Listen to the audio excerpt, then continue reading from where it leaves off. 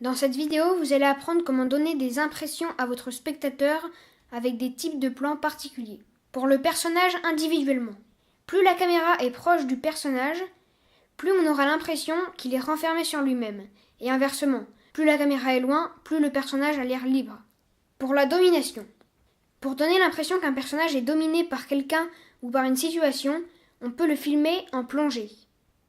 Pour donner une impression qu'il est dominant, on le filme en contre-plongée. Mais dans un dialogue, si un personnage domine l'autre, le personnage dominant pourra avoir une amorce plus présente quand l'autre est filmé. Une amorce, c'est quand un personnage ou un objet est placé entre la caméra et l'objet filmé sans recouvrir tout le cadre. Les mouvements. Un plan fixe donnera un air plus calme au personnage qu'un plan en mouvement, mais il pourra aussi avoir l'air enfermé dans le décor. Si vous suivez un personnage en effectuant un panoramique, il aura l'air d'être associé au décor. Cependant, si vous le suivez avec un travelling latéral, le spectateur avancera avec le personnage et s'identifiera plus à lui. Si vous filmez en plan fixe un personnage qui se déplace et qui entre ou sort du champ sans montrer son départ ou sa destination, il sera dévalorisé et le spectateur n'y prêtera pas beaucoup attention. Pour faire peur, le sursaut. Pour faire sursauter le spectateur, il faut quelque chose à quoi il ne s'attende pas. Pour ça, il vous faut une scène calme, puis quelque chose qui vient perturber la scène brusquement et bruyamment. Pour faire peur, vous pouvez aussi montrer à votre spectateur quelque chose que le ou les personnages ne voient pas.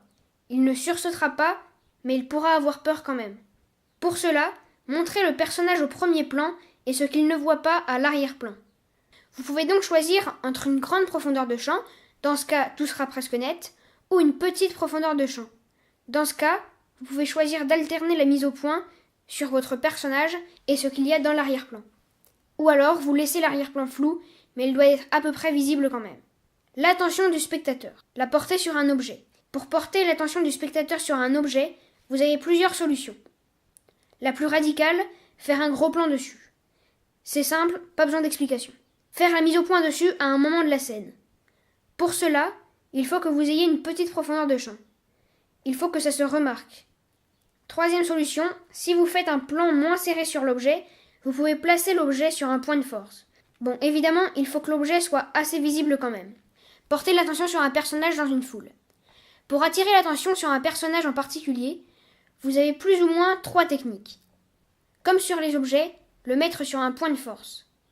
Mais il faut qu'aucun autre personnage ne soit sur un autre point de force.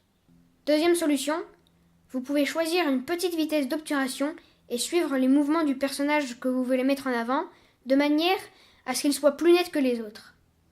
Troisième technique, la technique peut-être la plus esthétique, mais la plus compliquée à réaliser, c'est celle d'éclairer le personnage d'une autre couleur que la foule. Pour que cela soit réaliste quand même, il faut que le personnage soit devant la foule, si possible dans une pièce différente, car la scène doit être tournée en intérieur. J'espère que cette vidéo vous aura appris quelque chose et qu'elle vous aidera à parler grâce à vos plans. Vous pouvez vous abonner ou laisser un commentaire. Et à bientôt pour de prochaines vidéos.